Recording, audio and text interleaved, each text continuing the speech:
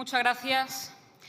Quiero comenzar esta intervención trasladando nuestro más sentido pésame a las familias de los fallecidos, nuestro apoyo a todos los afectados y nuestro reconocimiento a los voluntarios que estos días se han desplazado hasta Valencia.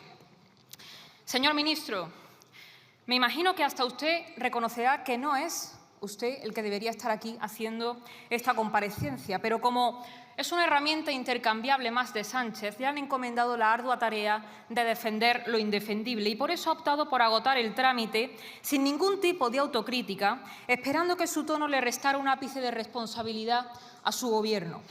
Aquí hoy debería estar Sánchez, dando la cara, explicando por qué no movió un solo dedo desde el primer día, explicando por qué el día de la riada la prioridad del Gobierno era colocar a los suyos en Televisión Española y no socorrer a los valencianos. Y debería estar también Teresa Rivera, que es la responsable directa de que no se hayan ejecutado presas, incluso algunas de ellas anunciadas por su propio partido, y que sin duda hubieran salvado vidas y reducido significativamente los daños, pero según ella, la culpa es de las víctimas, que no se toman demasiado en serio las alertas. Y por supuesto Sánchez, huido a decir en esa cumbre del clima que el cambio climático mata. Y usted aquí diciendo que la culpa es de los ciudadanos que emiten CO2. Pues mire, lo que mata es no declarar la situación de emergencia. Lo que mata es quedarse cruzado de brazos viendo la catástrofe sin mover un solo dedo por puro interés político. Lo que mata es no haber construido las obras y haber derrumbado las presas por puro fanatismo climático. Eso es lo que mata y no el cambio climático. Aunque, en cierto modo, entendemos que Sánchez se esconda, porque para los españoles su presencia se ha vuelto un insulto insoportable, tal como se demostró en Paiporta, con un descaro y una chulería absolutamente intolerable y que, por supuesto, mereció todo el reproche y más. Qué triste, pero qué merecido se lo tienen saber que fuera de estas alfombras y de su sede los españoles no les quieren. Pero más allá de la conocida altanería y cobardía que Sánchez ha demostrado con los españoles que lo han perdido todo, aquí han quedado claras varias cosas.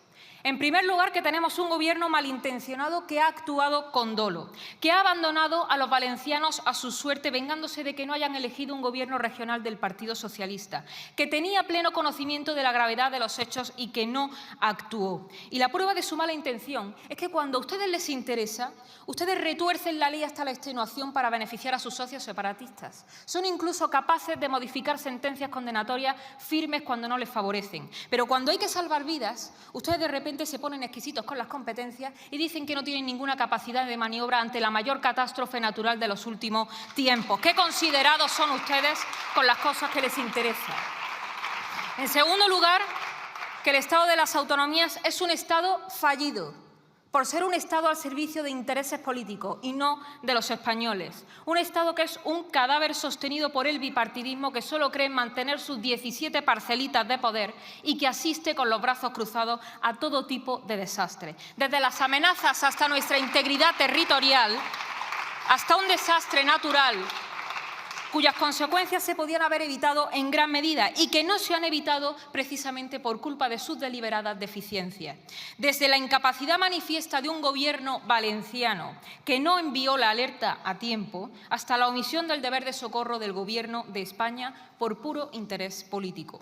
Un Estado integrado por duplicidades de todo tipo, por una burocracia insoportable que desvía el foco de lo importante, por miles de puestos políticos incompetentes, cada uno con su interés, incapaz de plantearle a las nuevas generaciones una visión integral de nación, que es lo que nos está salvando, como estamos viendo.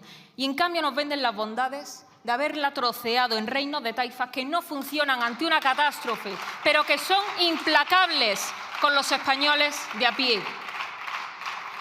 Porque que a nadie se le ocurra retrasarse en el pago de los impuestos, porque ahí el Estado actúa de forma implacable, quedando con el único papel encomendado de hacer de policía.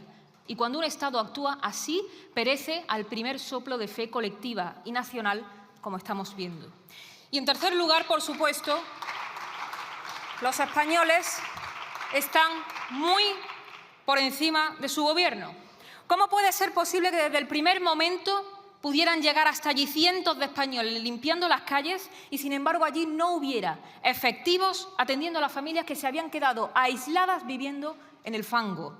Allí hay gente ayudando que ha tenido más capacidad de organización que todos los ministerios juntos, para los que ustedes solamente han tenido insultos con la ayuda de sus satélites mediáticos. Allí había gente que se estaba poniendo cinta aislante en los pantalones, mientras la ministra de Defensa decía que a veces no se puede llegar a todo. Pues mire, es que no se trata de llegar a todo, se trata de llegar a lo importante. Y lo importante para ustedes el día de la riada era colocar a los suyos en televisión española. Esa es la verdad. Que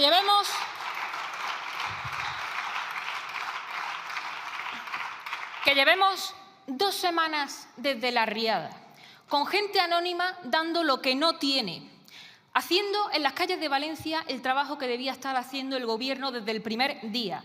Patrullando en las calles porque encima les entran a robar en sus casas, a gente que lo ha perdido absolutamente todo. Y que Sánchez salga esta semana diciendo que tenemos que salir todos a los balcones a aplaudirle es de una poca vergüenza que bien podríamos achacarla a un episodio de enajenación si no fuera porque conocemos la catadura del susodicho. Que el Estado somos todos es mentira. Ustedes no hacen más que subir los impuestos a los españoles que viven por y para pagar y pagar y pagar en nombre de un Estado que cuando se le necesita no existe. Ustedes han dicho que van a aplazar el pago del IRPF a 2025. Oiga, que 2025 es pasado mañana. ¿Cómo van a pagar la gente que lo ha perdido todo hoy o dentro de 6 meses su impuesto? Una gente que lo ha perdido absolutamente todo. ¿Cómo lo van a pagar? ¿Y a dónde va ese dinero? Porque a la sanidad no va, a la sanidad no va, a la educación no va, a los trenes está a la vista que no. Ustedes baten récord en recaudación y cuando ocurre una desgracia como la de Valencia son los españoles de a pie los que tienen que coger su coche e irse hasta allí a atender a la gente porque el Estado ni está ni se le espera. Y en mitad de la catástrofe, las prioridades del Gobierno han sido asaltar Televisión Española, asegurar en el decreto de las ayudas el puesto de los suyos, como han hecho con el jefe del operativo de la policía, aludiendo a una situación de emergencia que no les sirvió para mandar al ejército el primer día, tapar la 4ª imputación de Begoña Gómez o el registro al despacho del fiscal general del Estado y, como siempre, subir los impuestos. Y en ese orden de prioridades no están los españoles nunca. Nunca están.